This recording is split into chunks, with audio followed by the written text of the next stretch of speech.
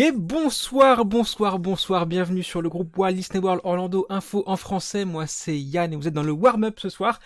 Le warm-up c'est quoi? C'est une émission de moins de 15 minutes qui revient sur l'essentiel de l'actualité Disney World de la semaine dernière. Avant d'attaquer l'émission Twitch à l'adresse qui défile en bas de votre écran. Et il y a eu beaucoup de choses encore la semaine dernière qui concernent Disney World. Bonsoir Chloé, bonsoir Sébastien sur le chat, bienvenue à vous. On va commencer tout de suite par Blizzard Beach. Blizzard Beach revient, Blizzard Beach réouvre. Blizzard Beach est le deuxième parc aquatique de Disney World qui est fermé maintenant depuis le mois de mars 2022. Il réouvre à la place de Typhoon Lagoon qui fermera lui le 5 novembre au soir. C'est donc pas encore maintenant qu'on verra les deux parcs aquatiques rouverts, ce n'est pas arrivé depuis 2019.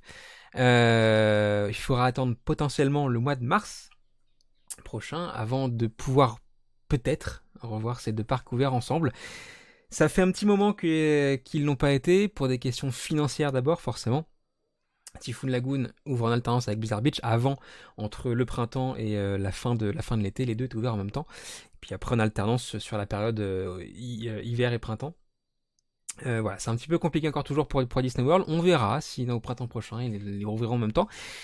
Il y a de bonnes chances que ça se produise quand même cette fois en 2024. Voilà. Donc Blizzard Beach le 6 novembre et Typhoon Lagoon du coup, fermeture le 5 novembre.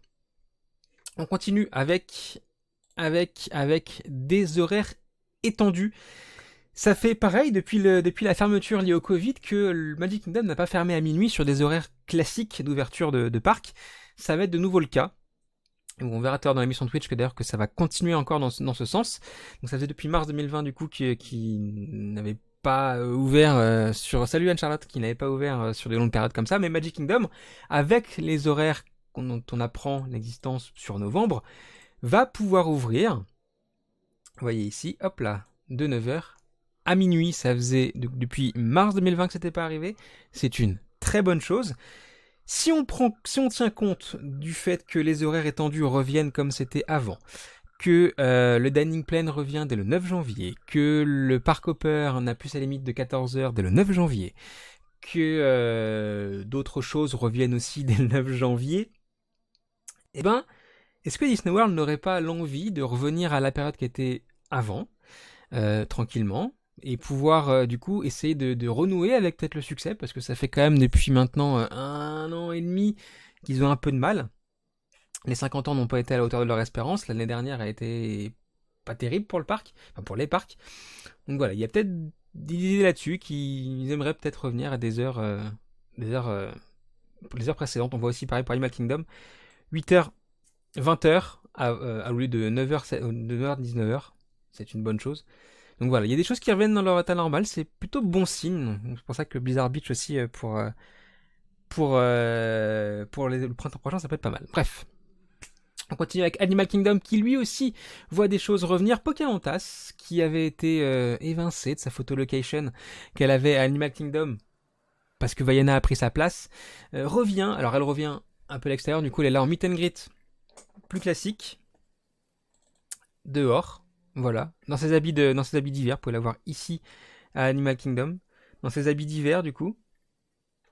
Alors je sais pas s'il faisait froid à Animal Kingdom ce jour-là, mais c'est étonnant de la voir comme ça. Voilà, Pocahontas. Elle peut être accompagnée de Miko aussi de temps en temps, si vous voulez les voir.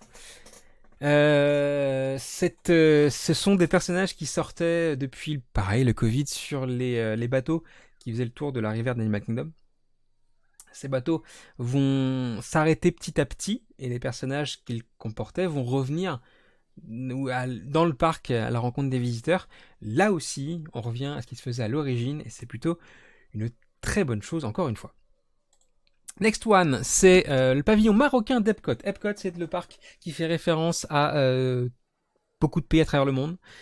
Et le pavillon marocain est un peu spécial puisque le pavillon marocain a eu quelques difficultés, il n'était pas géré par Disney, il a eu quelques difficultés pendant le Covid. Disney l'a racheté. Disney a racheté tous les restaurants, dont un est fermé, et la boutique qui va avec. Et on sent que Disney veut se débarrasser très vite maintenant des objets de la boutique qui ne se vendent quasiment pas, puisque c'est 40% de réduction qui vous attend du coup dans cette boutique. Alors, limited time, ça va durer jusqu'à la fin des stocks, le limited time. Voilà, le but est de faire beaucoup de place pour la future nouveauté du pavillon marocain à venir. Beaucoup de merch plus Disney, salut Julie. Beaucoup de merch plus Disney à attendre dans ce pavillon. Voilà. C'est un Disney ayant racheté du coup, ayant récupéré tous les, toutes les fonds de commerce des restaurants de la boutique. Il faut que ce soit un petit peu plus rentable pour eux, sinon ça va pas le faire. Et puis, Vaiana de Joan of Water à Epcot a ouvert ses portes. C'était il y a un peu plus de 10 jours maintenant. Nouvelle attraction d'Epcot, attraction en walkthrough, c'est-à-dire que c'est juste un petit chemin qu'on fait comme ça sur le thème de l'eau. Vous suivez en fait le cycle de l'eau sur cette attraction-là. C'est une attraction qui, quand elle marche très bien, et quand l'attente est là, a une file virtuelle qui peut être mise en place directement sur place. Vous ne le savez pas avant, vous ne pouvez pas la réserver avant d'être entré dans le parc, c'est uniquement sur place que vous pouvez le faire. Cette file virtuelle a été mise en place plusieurs fois lors des avant-premières Passeport annuel ou Disney Vacation Club. Elle a été mise en place une fois lors de l'ouverture de l'attraction le 16 octobre dernier. Et puis, depuis, rien. L'attraction est dans son état normal, on va dire. C'est-à-dire que vous pouvez la faire sans attente, à toute heure de la journée, sans aucun problème. Voilà. À l'intérieur même de l'attraction, il peut y avoir un petit peu de monde, mais rien ne vous empêche en tout cas de profiter de l'attraction en elle-même. Je vous conseille moi de la faire, c'est de la caser un petit peu plus au soir, quand il y a des éclairages, c'est très très joli, avec Spaceship Earth, la grosse boule que vous voyez ici, qui est éclairée aussi en fonction, ça peut être vraiment très très sympa. Bonsoir Elodie. Donc voilà, c'est Joan of Water, puis de fil virtuel, elle reviendra peut-être s'il y a des pics d'affluence, notamment pour Thanksgiving qui est à la fin du mois de novembre, ou pour la période de Noël, qui est dans 2 mois, car on est le 29 octobre, dans 2 mois. Voilà. Chaque semaine dans l'émission Twitch qui suit, on s'amuse à décortiquer le merchandising des parcs Disney à travers le monde pour chercher la faute de goût, l'objet qui n'est pas forcément à la hauteur de la qualité Disney, en termes de prix qu'en termes de forme, de choses proposées. La semaine dernière, c'est notre petit Zip qui n'a pas plu aux gens. Notre petit Zip issu de La Belle et la Bête qui s'est pris la cassé, la tasse à la cassé. Là, s'il était un peu fêlé, là, elle a définitivement pété. Il est comme ça, chez Zip. Voilà. C'est Zip, malheureusement, qui est dispo sur Disney Store apparemment. Aussi. Enfin, sur Shop Disney, pardon. Voilà, Zip. Alors, c'est une peluche un peu particulière, pour ceux qui ne savent pas, ça existe là-bas, il y en a quelques-unes qui s'accrochent en fait à votre épaule avec cette plaque que vous voyez là sur l'écran. C'est une plaque aimantée, une plaque métallique aimantée qui s'accroche là, et donc du coup vous avez Zip qui se tire sur votre épaule. J'ai l'Orange Bird dans mon décor qui est comme ça aussi.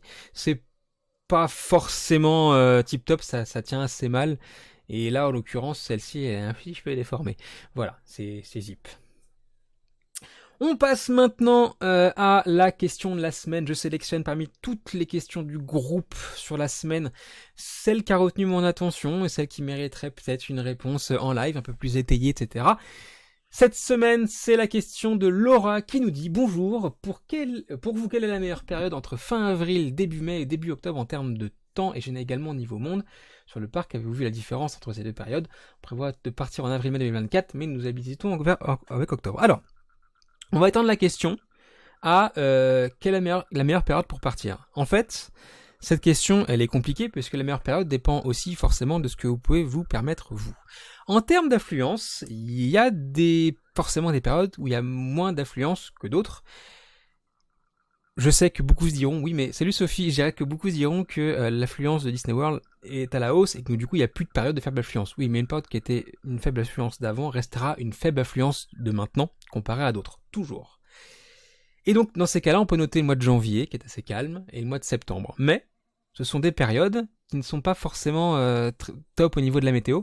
Parce que janvier étant plutôt froid, en tout cas il peut faire très froid, septembre étant soumis aux ouragans, même si peu arrive à toucher Orlando, ça peut arriver. Cette année était très calme par exemple, pour la Floride. L'année prochaine ça peut être totalement différent. Tout comme janvier, qui peut faire très froid, et d'autres années non. Voilà. Ensuite, on peut avoir les périodes type février, avril, octobre, qui sont à peu près similaires au niveau de la tendance, qui sont des périodes plutôt agréables au niveau du temps. C'est là que le tarif devient médian, on va dire. C'est les tarifs moyens, janvier et septembre étant les moins chers. voilà, il y a de quoi faire pas mal de choses là-bas. Fin avril, mai et septembre, en évitant les jours fériés bien entendu, et puis octobre, c'est très calme, ça va. Novembre, pareil, ça peut aller en évitant Thanksgiving. Et puis après, on a tout ce qui est vacances. Et dans ce cas-là, on attaque avril avec le Spring Break, juin, juillet et août pour les vacances des États-Unis et du monde.